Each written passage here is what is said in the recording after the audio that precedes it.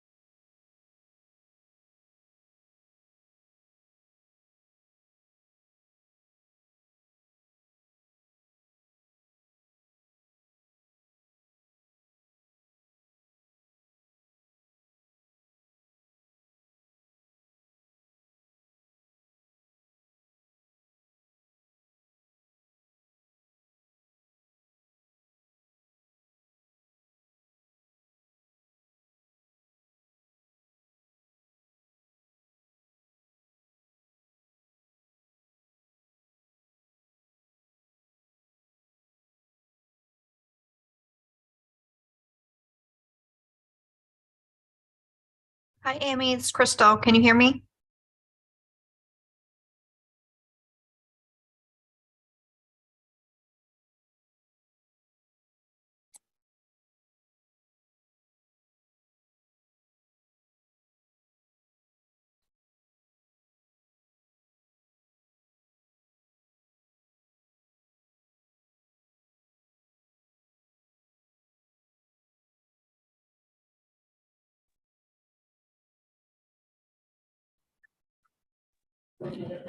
Crystal, good morning. We hear you.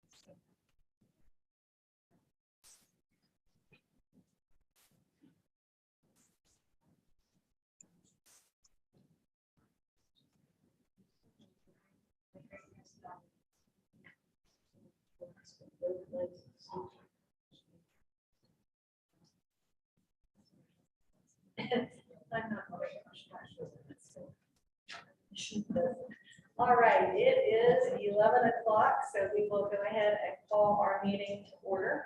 I do want to remind everyone, if you are speaking, please state your name so that everyone out there in the virtual realm will know who is speaking. If you're not on the committee speaking, please keep your cameras off, your microphones muted.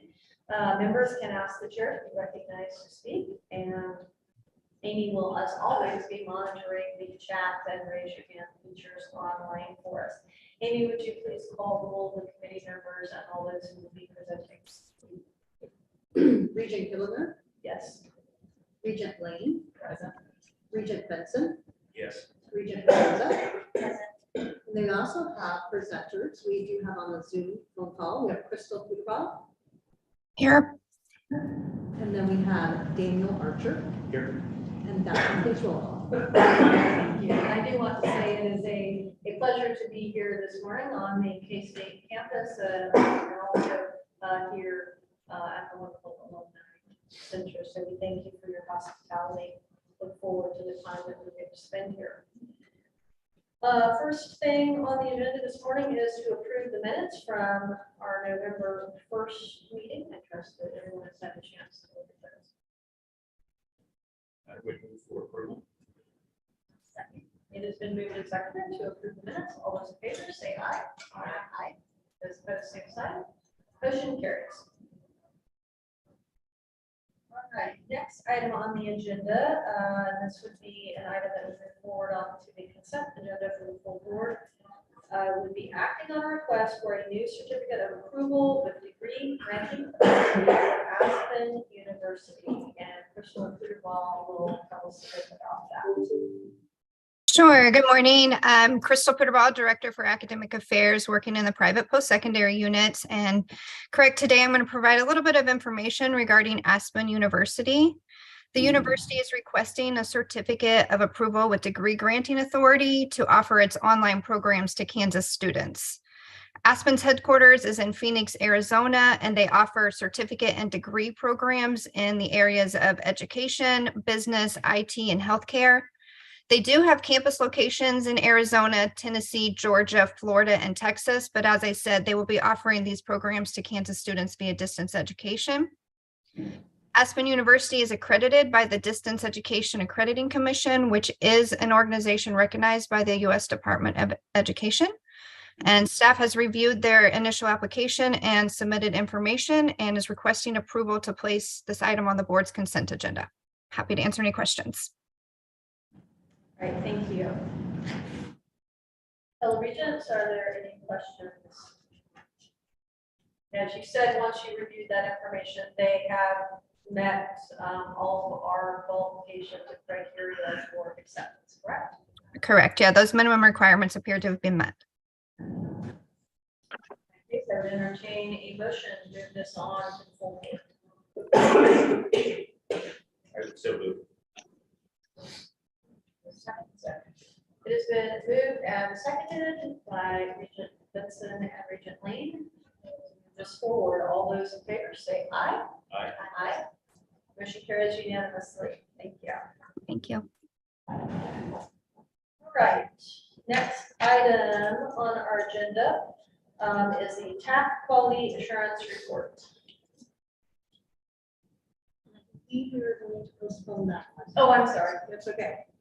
I get on a roll We and should have it up on the next one. very good. Okay, so that one has been tabled. So next then is the Kansas First Diploma Plus update, correct? Thank you. Yes, Regent. Thank you very much, Madam Chair.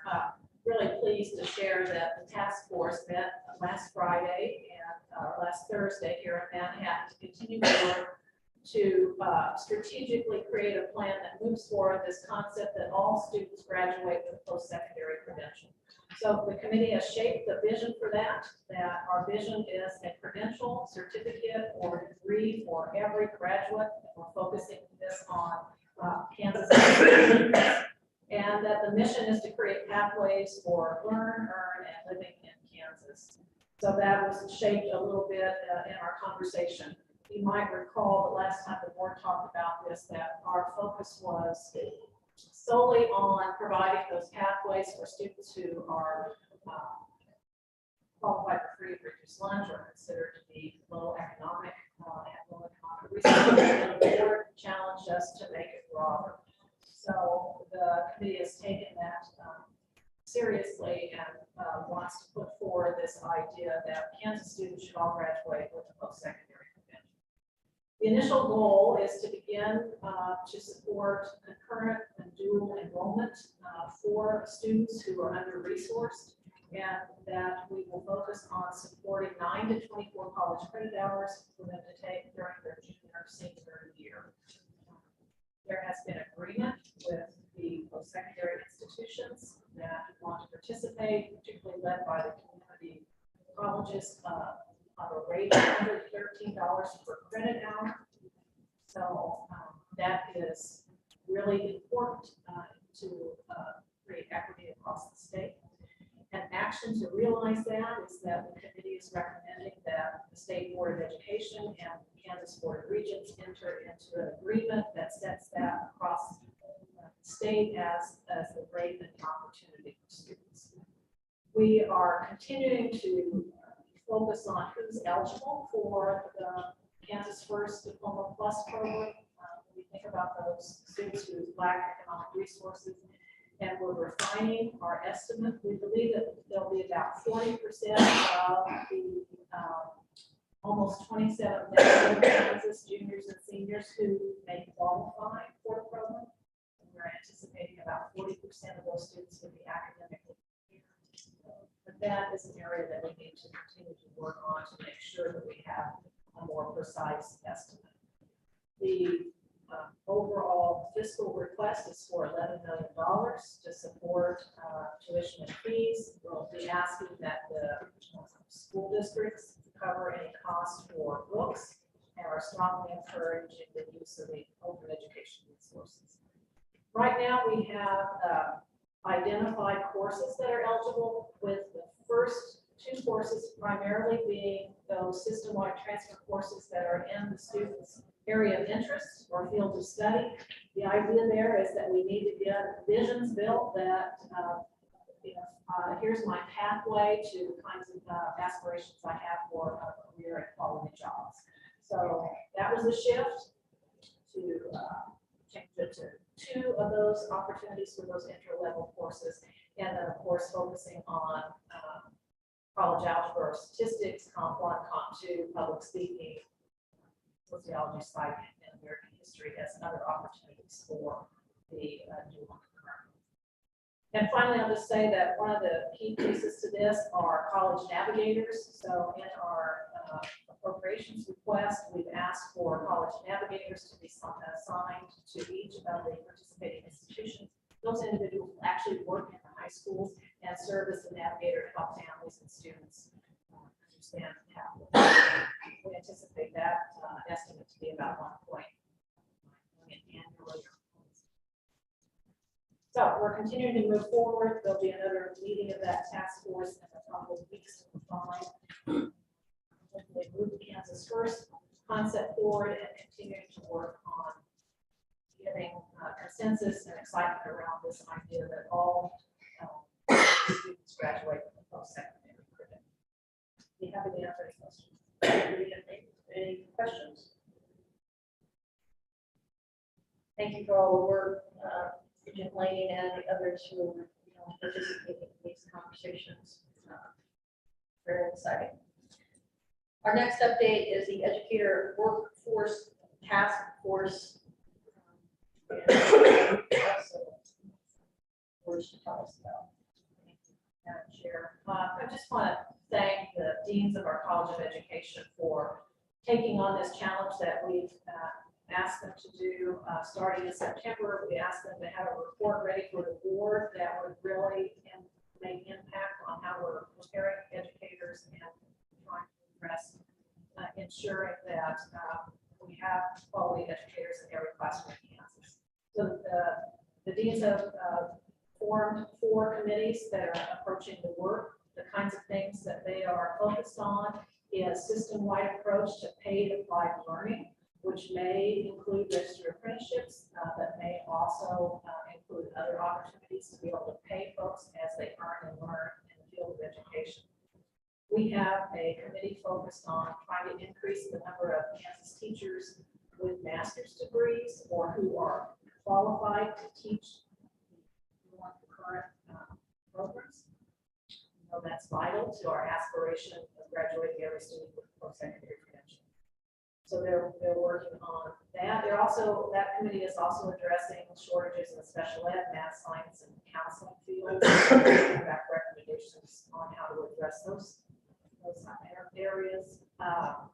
The 3rd committee is working on licensure to eliminate barriers and obstacles. And this same committee has also been challenged by Chair Kidlinger and I to bring back reshaping of elementary education endorsements to ensure that our educators have expertise in the area of literacy so that we can really begin to address the needs of our children in Kansas elementary schools.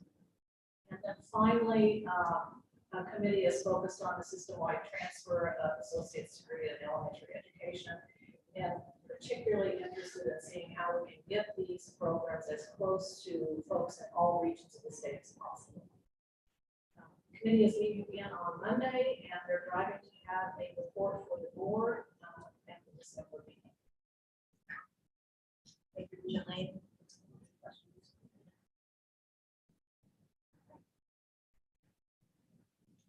Next item is an update on the strategic plan dashboard, and Regent Lane has been doing a lot of work on that. She has asked me to make the presentation. So if you would share screen there. Just a few comments. I do want to thank Regent Lane for her work with me on this, as well as numerous members of the K-War staff. We've had presidents and the provost kind enough to also give us feedback at this point. And so I want to just acknowledge the thinking that's gone into this at this point. Next slide, please. The purpose of this dashboard is to provide the board and the CEOs with meaningful data that is accessible in real time, that provides insight into how well we are meeting our strategic goals. We wanted information that's going to help us make informed decisions about strategy, policy, something that gives us a way to analyze the implementation of our system-wide approaches, if they are being as effective as we envision it, to be able to inform that process.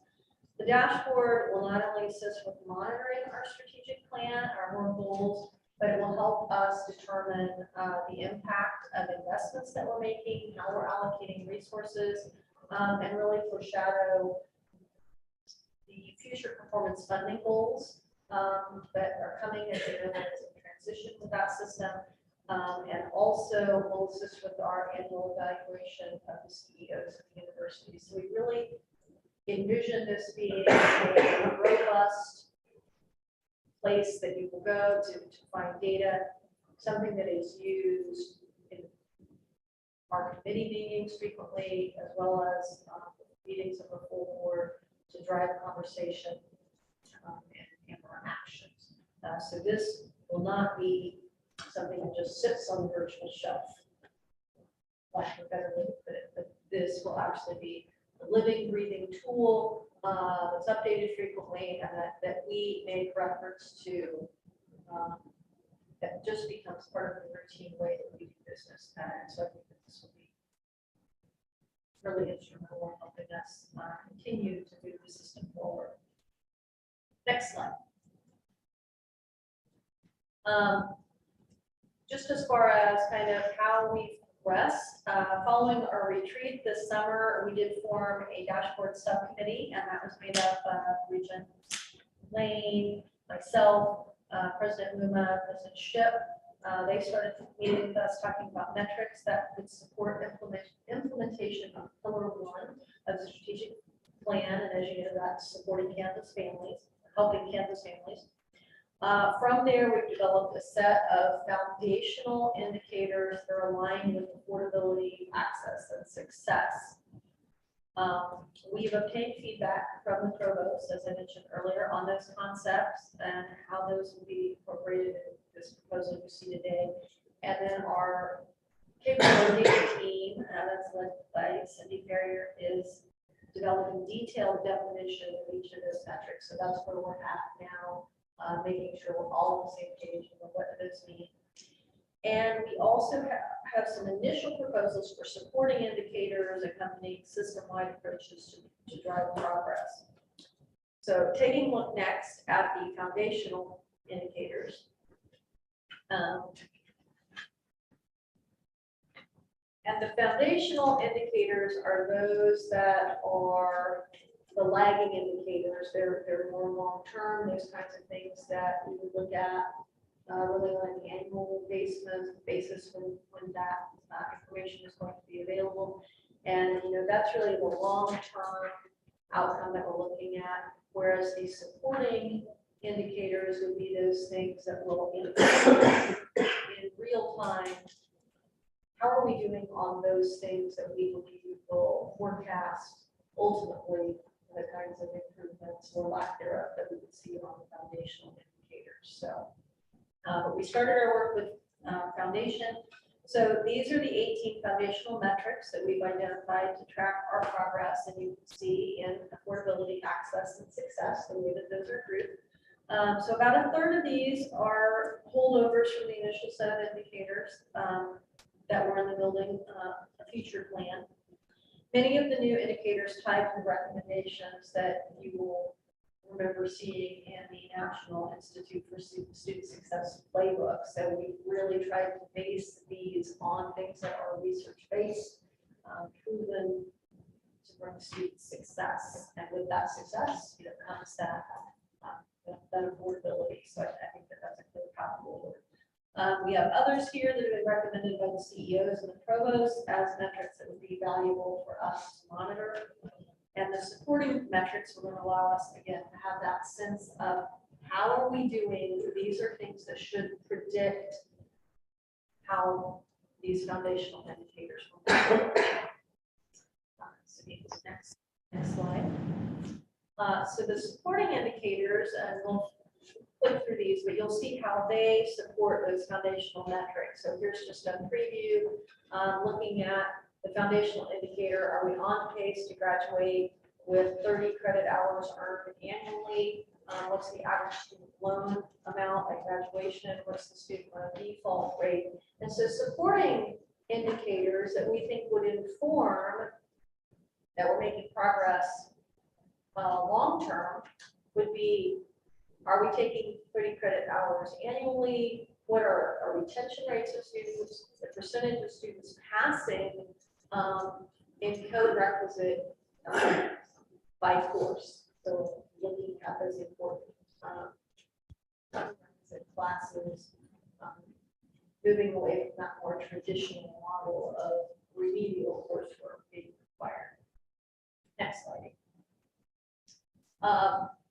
With the foundational indicator of total scholarship awarded and need-based aid being awarded by year of enrollment and Pell eligible enrollment, things that we think would help inform us would be the FAFSA completion rates. So looking at that data from K-12. How are those numbers? Next.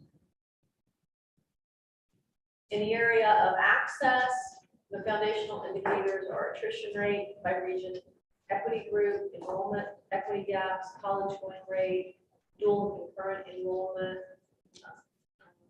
the percent requiring the requisite, the development education need by course, and the supporting indicators that we would keep an eye on would be students who are enrolled in dual and credit, dual and concurrent general education courses, students taking Excel and CTE, and transfer students by program.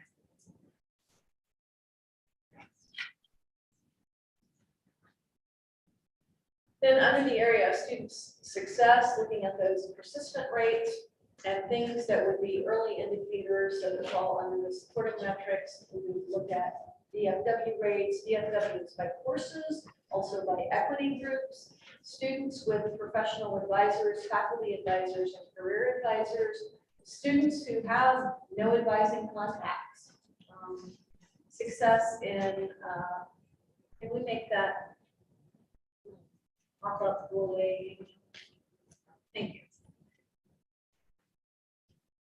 Dual and concurrent students with 9 or more general ed credit hours and students who are accessing support services.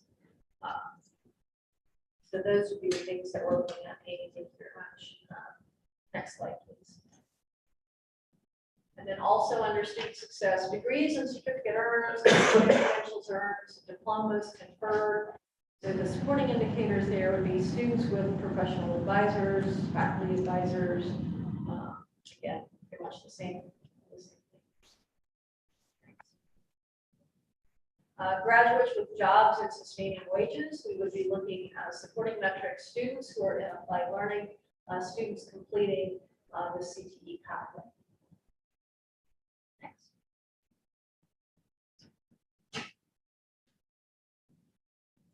And so then just wrapping that up. Yeah, thank you.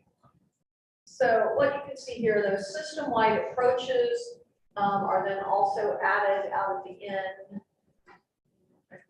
Thank you. Yeah, I think that's far enough. We can see it.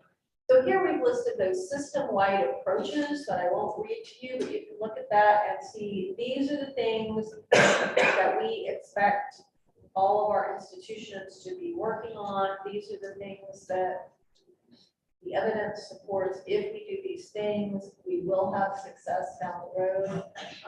Many of these are things that were identified from the National Institute of Student Success. And so we thought it's important to capture those so that they are ever present before us as we're aware of the way that we feel these things will be attained at a high level.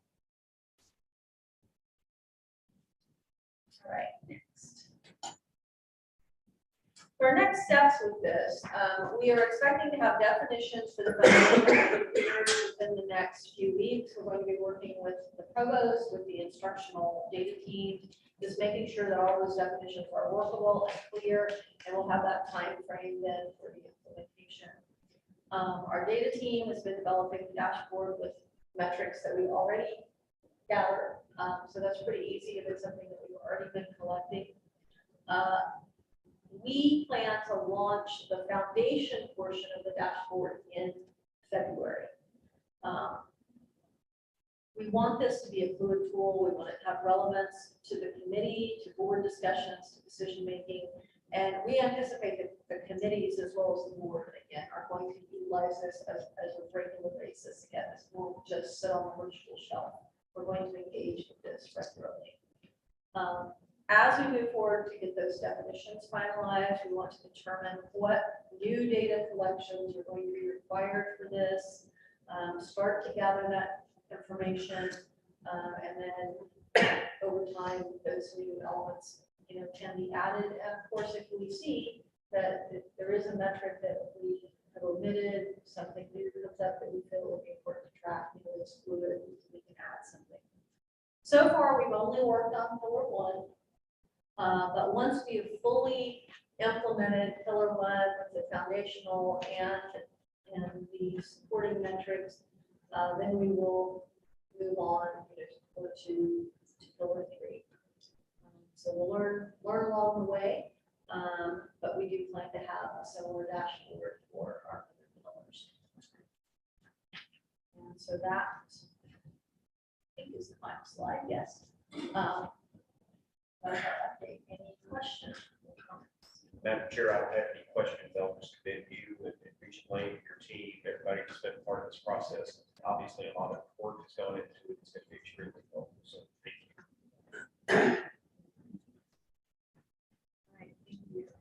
And again, thanks to everyone who has worked on it. It's been heavy lift. We haven't, really had anything like this so far. But I think it is going to be incredibly valuable to the system long term. Next wall. And now, Daniel Archer will give us a system-wide general education implementation update. Yeah, thank you. I just want to point out that really right after this was approved back in June, literally like the next day, we started to get implementation questions from institutions. There were a lot of institutions that jumped right in implementation. And we've been answering those questions for the last several months. We have 35 questions, FAQs that are on the website that are organized by category. So a lot of content there. It's in the infographics as well.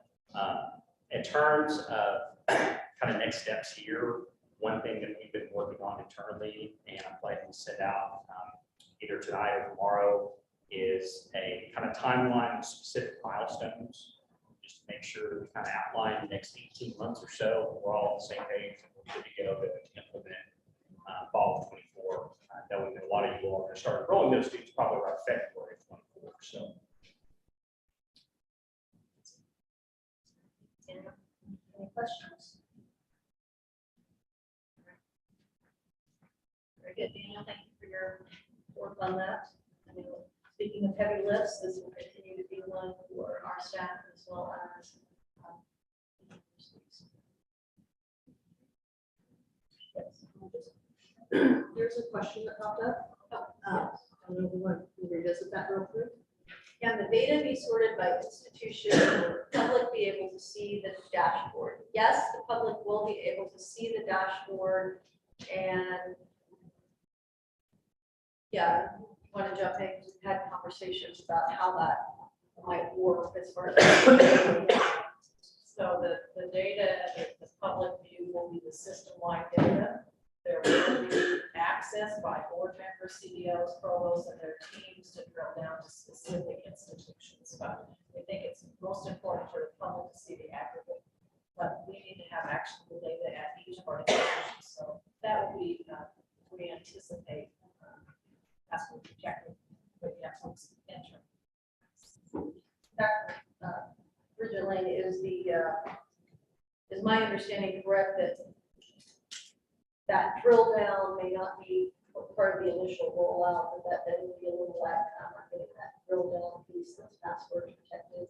Yeah, we're in the conversation with some resources who are experts in building dashboards that can help us inform that decision.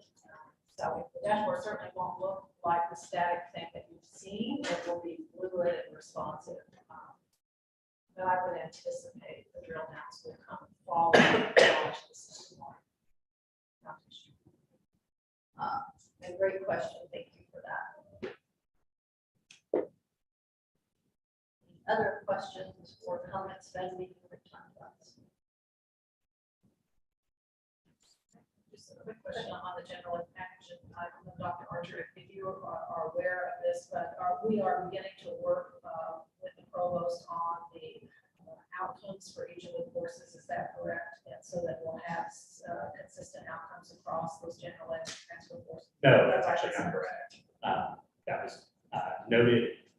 We had discussions very early on about having outcomes. There were concerns by multiple institutions about having statewide outcomes. And the issue is we have those system-wide transfer courses. We've already written outcomes. And so we left it at the end of it. We're not going to do outcomes. It was noted explicitly at a town hall meeting that we had that we were not planning to do outcomes. And I stated specifically if institutions have concerns about that they could reach out to me. Never heard anything. So Let me just express, maybe it's not a concern, but my wondering, how will we then be assured that the objectives for each course are close enough that the transfer can be confident that they're ready for the next day? What's been the history that others have done with that? How right, there's still individual courses that we can look at in terms of looking at the prerequisite and post-requisite, like for instance, if they do COM 1 at one institution and they do COM 2 at the other, looking at those outcomes and those students, the transfer students perform just a little better in some cases. maybe we're cross talking each other. So outcomes for students is one thing, but I'm thinking of course objectives, here's what's taught, so we can be assured that at institution A, the same kinds of things taught at B, so when they transfer, we know what the background is in the students. Right, I mean, they're foundational discipline areas. So I mean, it's having the arts and humanities background, having the social and behavioral science background. I think that some states have gone that route. A lot of states who have not had outcomes, and the ones that have, they're so broad that basically anything under the sun can go with them. So it's just, it doesn't seem like it's a real good use of time. And that was one of the things that we explored. It just didn't seem like I was working for. But there still are outcomes for the individual courses, and you're still going to have the majority of what you're going to see, I think, with this, at least the trajectory is going to be 2-year, 4-year. They're going to be taking the system-wide transfer courses like COMP 1, COMP 2, speech, those kinds of things. That's the way I would see this playing out. There are outcomes, obviously, for all those courses. We had talked about before we get to implementation, having some sort of a review process or similar to much of what you have just said, and I think making sure that we're clear on the metrics that we'll be looking at to monitor the success to make sure that this is going well. And we don't have any of those concerns. And there will be kind of a requirement where institutions will identify the courses that fall under the various types, and they'll be submitting that to a chief committee who will do it just to make sure it kind of aligns with the scope of the framework. I might suggest, thank you for that, Dr. Archer. Yes, I'm sure that we put that on the future agenda so we have more time to talk through those. Make sure that we have full understanding across the system. Yeah, I know I think some of the work that we've talked about, when will that take place in the timeline, making sure that everyone has clarity, like everyone, I mean us, as well as most importantly, the registrars and folks down at the institution level knowing, okay, yes, that counts, that's fulfills a requirement in the bucket, or no, that course doesn't, and of course students having clarity on that. And there's a list of courses that are in the materials online. I'll be happy to send that to you as well. They'll explicitly tell you these are the courses that count in the English bucket. Those are my transfer. These are the ones that count in social and behavioral science, because we identified the disciplines or disciplines that are associated with each bucket. I think that work is really strong. What I wonder about is at the point of transfer, if major course outcome or objective is not met, the student will be told they have to retake the course. And I just want to make sure that we are clear that that's not the case. Sure. Any information you could provide that would at least help me understand how to explain this would be most. Great. Yeah, I think it would be really helpful to know what courses coming from different institutions will be part of this that aren't already on the system-wide transfer. Because I feel very confident about the things that are on our system-wide transfer list, because obviously all of that work done on top of alignment has been done. So I think maybe that would help us see visually what we're all talking about. Okay.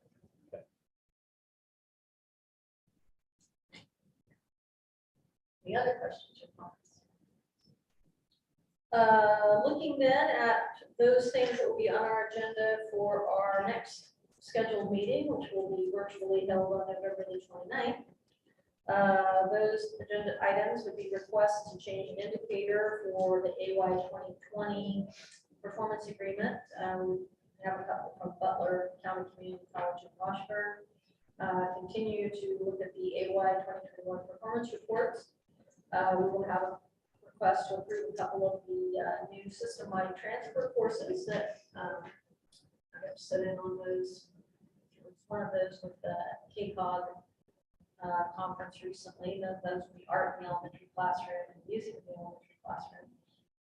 And then a program approvals that come before us. And do we wish to hear updates on the similar topics that we had under other matters this time, or do we think that's too soon when we have much of anything to report out? Okay, so do not need to put those updates on this one, but do make note we will want them at our December meeting. Anything else that persons believe should be placed on the agenda? In that case, we are ready to entertain a motion to adjourn. It has been moved and seconded by Regent Lane and Benson that we adjourn. All those in favor say aye. Aye.